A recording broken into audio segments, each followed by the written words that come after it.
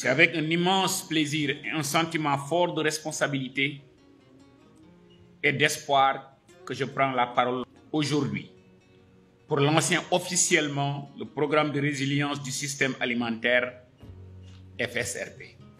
Le ministre de l'Agriculture, de la Souveraineté alimentaire et de l'Élevage, Dr Mabouba Diagne, a présidé le lancement officiel du programme de résilience du système alimentaire. Ce programme vise à renforcer durablement la sécurité alimentaire du Sénégal avec l'aménagement de 1000 hectares de fermes agricoles modernes pour les coopératives agricoles communautaires, la mise en œuvre de 4700 hectares de périmètres irrigués dans la vallée du fleuve Sénégal, l'appui au financement de l'agriculture, de l'élevage, pastoralisme, filière porcine, aviculture et de la recherche. Un programme stratégique pour le Sénégal, mais aussi un programme stratégique pour la sous-région ouest africaine. Nous vivons une époque où les défis sont nombreux. Au-delà du fait que notre pays importe 1070 milliards de francs CFA, nous avons vu que le chômage de la jeunesse, le changement climatique, les défis pour nous nourrir sont des enjeux et des équations que nous devons absolument résoudre. C'est tout le sens de la vision portée par son Excellence le Président de la République, Bassirou Diomaye Diakhar Faye, Président de la République du Sénégal, de son Premier ministre Ousmane Sonko, mais aussi de tout son gouvernement. Le Président qui a fait que de la souveraineté alimentaire une priorité des priorités. Mesdames et Messieurs, le FSRP que je lance aujourd'hui, comme M. Diel l'a dit, est un tournant historique de la vie de notre nation. L'ampleur de l'enveloppe, certes, est importante. 266 millions de dollars, 153 milliards de francs CFA. Nous devons nous poser la question que cette fois-ci, c'est tellement important, c'est tellement stratégique que nous devons non seulement réussir le pari, mais atteindre les objectifs qui sont sur cette page-là. Mesdames et Messieurs, le FSRP que je lance aujourd'hui s'inscrit pleinement dans cette dynamique.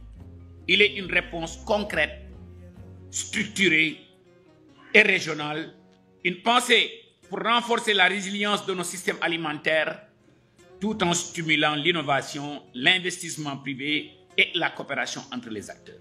Ce programme permettra donc de stimuler la recherche, l'innovation agricole, l'emploi des jeunes et des femmes, de réhabiliter des terres agricoles dégradées, de favoriser l'intégration des marchés, la réduction des postes post-récolte, aux intrants et aux débouchés, de nous permettre de reconstruire le capital semencier, de booster l'agriculture et l'élevage. Donc ça répond à beaucoup de questions. C'est une opportunité unique pour notre pays. C'est une opportunité unique pour notre jeunesse. Et je dirais même c'est un rendez-vous historique. À travers ce projet, nous pouvons lancer le démarrage non seulement de la sécurité alimentaire, mais de notre souveraineté alimentaire, tout en créant des centaines de milliers d'emplois pour la jeunesse. Mesdames et Messieurs, nous avons trop longtemps dépendu des importations alimentaires, alors que nous disposons des ressources naturelles nécessaires pour le produire localement. Notre souveraineté alimentaire passera par une révolution agricole. Cette vision ne serait réalisée sans une profonde transformation des modèles d'organisation à la base.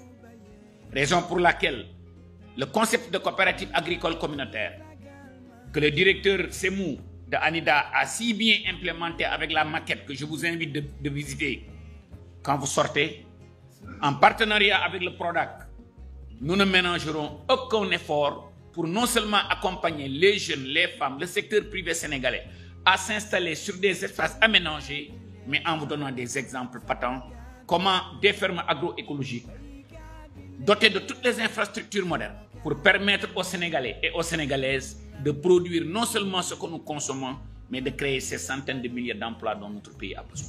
Nous comptons faire de ces coopératives agricoles communautaires l'unité de base de cette transformation. Les coopératives agricoles communautaires seront des instruments puissants pour mutualiser les moyens de production, garantir un meilleur accès au financement qui va nous permettre non seulement de former, de formaliser, de financer, de transformer et de commercialiser nos produits agricoles, mais aussi de créer des centaines de milliers d'emplois. Nous ne voulons plus que l'agriculture soit pour les gens qui ont échoué. Nous voulons que l'agriculture soit pour les meilleurs. Et aujourd'hui, en lançant ce projet de 153 milliards de francs CFA, avec le soutien total de son Excellence le Président de la République, avec le soutien total du Premier ministre, avec l'abnégation et la volonté de tout le ministère, nous ne devons pas décevoir notre partenaire technique et financier. Nous ne devons pas décevoir cette jeunesse. Nous ne devons pas décevoir ces braves femmes. Nous ne devons pas décevoir le monde rural. À travers ce projet, nous allons permettre, nous allons booster, nous allons éradiquer la pauvreté dans le monde rural et nous allons faire que l'agriculteur et l'éleveur puissent non seulement vivre de leur métier, mais nourrir la population, saisir les opportunités d'exportation et gagner bien leur vie. C'est en ces termes que je dirais que ces fermes seront équipées de forages avec des systèmes d'irrigation, pivot, goutte à goutte, aspersion, eau solaire, groupe électrogène, mais aussi connectés avec le réseau de la Sénélec, pour servir d'appoint pour le pompage, intégrant des bassins de reprise pour sécuriser l'approvisionnement en eau. Leur déploiement permettra au Sénégal, et je ne dis pas seulement au Sénégal, dans toute la sous-région, d'atteindre nos objectifs de souveraineté alimentaire tout en créant de la richesse et de l'emploi, notamment pour les jeunes et les femmes.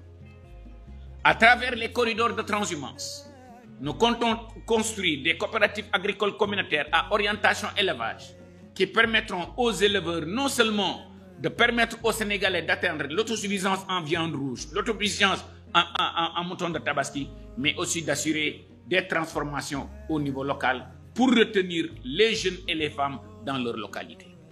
C'est pourquoi, dans le cadre de la restructuration du FSRP, nous avons fait le choix stratégique de développer 1000 hectares de fermes agricoles modérées au CAC. Ces choix incarnent notre volonté, la volonté de son Excellence le Président de la République, la volonté du Premier ministre, mais aussi la volonté de toute une nation pour non seulement nous nourrir nous-mêmes, mais créer des centaines d'emplois pour la jeunesse, des centaines de milliers d'emplois pour la jeunesse et les femmes. J'engage tout mon département, en particulier ANIDA, PRODAC, DBRLA, en fonction avec l'IGP, l'unité de gestion du projet, à faire de ces 1000 hectares une vitrine de l'agriculture moderne, inclusive et durable.